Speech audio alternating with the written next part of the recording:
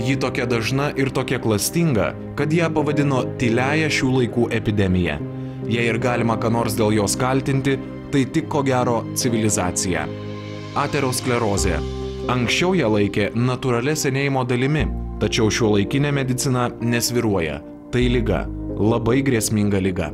Aterosklerozė tai yra lėtinė uždegiminė arterijų sienelių liga, kurios metu sienelėse kaupiasi riebalai. To pasekoje vystosi aterosklerotinės plokštelės ir kraujagyslių spindis siaurėja. O siaurėjant kraujagyslės spindžiui blogėja kraujo patekimas į aptarnaujamus organus. Simptomai gali būti patys įvairiausi. Aišku, tai yra viso organizmo liga, bet tam tikrose srityse gali tie simptomai būti labiau išreikšti. Pavyzdžiui, jeigu susiaurėja kraujagyslės maitinančios galvos smegenys, žmogus gali skųstis ir nuovargiu, ir nesugebėjimu susikaupti, galvos svaigimu, galvos skausmu ir atmintis gali prastėti. Jeigu siaurėja kraujagyslės maitinančios širdį, tai yra vainikinės kraujagyslės, bėdų galime sulaukti didelių. Aišku, pradžioje ten galime jausti maudimą kažkokį širdies plote, bet gali palaipsniui išsivystyti koronarinė širdies liga ir to pasekoje galim netgi sulaukti miokardo infarktų.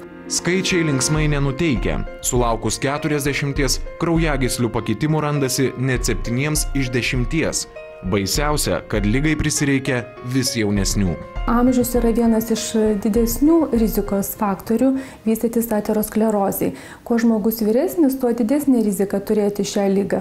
Tačiau jau net ir 20-mečiam yra randamos aterosklerotinės plokštelės ir pakitimai kraujyje. Ši liga yra labai klastinga, nes tų pradinių simptomų mes galim visiškai nejausti, o galim pirmą kartą sužinoti apie tai, jog turime aterosklerozę ištikus miokardo infarktui ar insultui. Rūkymas, netinkama mityba, nejudrumas, antsvoris, širdžiai tai tikra pražūtis. Bėda, kad keisti įpročius netaip paprasta. Tačiau yra preparatų, kurie gintis nuo aterosklerozės galėtų padėti kitaip. Į šį maisto papildą įeina tokia daržovė kaip česnakas, kuris tikrai labai yra žinomas nuo seno ir jo veikimas ir poveikis buvo netgi aprašytas Egipto papiruse.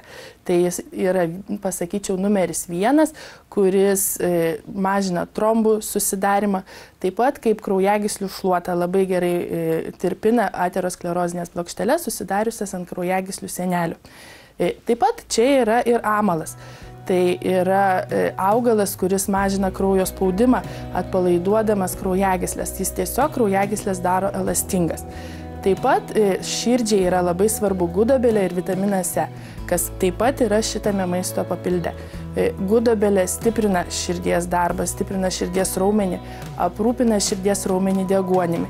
O vitaminas E taip pat labai svarbus širdies raumeniui, miokardui, kaip antioksidantas, kaip širdies raumens stiprintojas. Taigi, vienoje kapsulėje visa, kas širdžiai ir kraujagyslėms reikalingiausia.